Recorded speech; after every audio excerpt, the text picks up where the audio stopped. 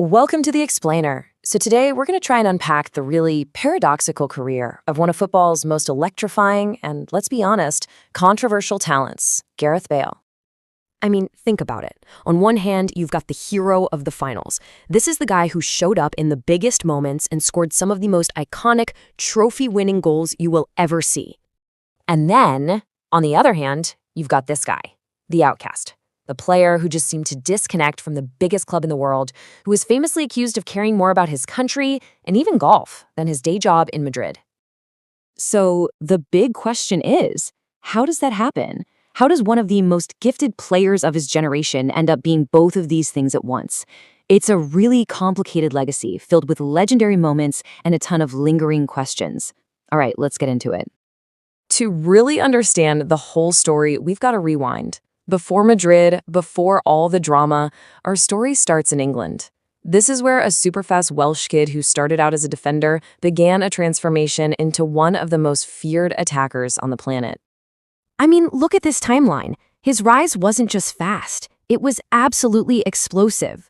The moment the world really sat up and took notice was 2010. That incredible hat trick against Inter Milan, who were the reigning European champions. He just single-handedly tore apart one of the best defenses in the world.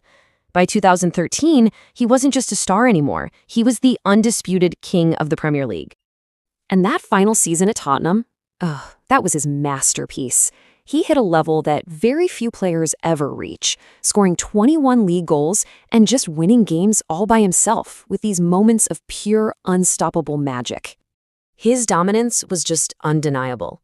He won every single major individual award in English football. A clean sweep. The only other player to ever do that? Some guy named Cristiano Ronaldo. Yeah. When you're in that kind of company, you know what's coming next. The biggest club in the world is going to come knocking. And just like that, he's off to Real Madrid. They made them the most expensive player in history, and the pressure was just massive. He was expected to deliver on the biggest stage of all, the UEFA Champions League. In September 2013, Real Madrid absolutely shattered the world transfer record, 101 million euros. A number like that comes with some serious weight. You're not just expected to play well, you're expected to literally make history. And you know what? He hit the ground running. He teamed up with Cristiano Ronaldo and Karim Benzema, and they formed this just lethal attacking trio they called BBC. The chemistry was instant, and together they scored a ridiculous 97 goals in their very first season. But this is where you see the real Gareth Bale, the big game player. It's his first major final, the Copa del Rey. Ronaldo is injured, the game is tied, and there are only 5 minutes left. And then he does this. An absolutely impossible, physics-defying sprint, where he runs off the pitch just to get around the defender and score one of the greatest solo goals you will ever see. His teammate, the legendary midfielder Xabi Alonso, pretty much said what everyone was thinking. It was a goal that just defied belief, and it immediately cemented his reputation as the man for the big moments. But he wasn't done, not even close. You'd think that would be the highlight of the season, but just a few weeks later, he does it again. Champions League final, games in extra time, and who's there to head home the go-ahead goal? Gareth Bale. He delivers the club's obsession, their long-awaited 10th European title, La Decima. And then, 4 years later, he delivered his masterpiece. As a substitute in another Champions League final, he scores what might be the single greatest goal in the competition's history just 2 minutes after coming onto the pitch. That outrageous bicycle kick, it was breathtaking and it won them the trophy. Okay, so after all of that, these legendary trophy-winning goals, you'd think Bale would be a god in Madrid, right? Untouchable. But this is where the story takes a really bizarre turn. The relationship with the club, with the media, with the fans, it all just started to completely fall apart. And this right here is the whole paradox of Gareth Bale. His time in Madrid became this battle between two totally opposite stories. He was the hero, a guy who won 5 Champions Leagues and scored in the finals. And at the exact same time, he was the problem, seen as this injury-prone, disengaged player who just didn't care enough. And it all just exploded with this infamous moment. After being out-injured for Real Madrid for a while, he immediately goes back to play for Wales.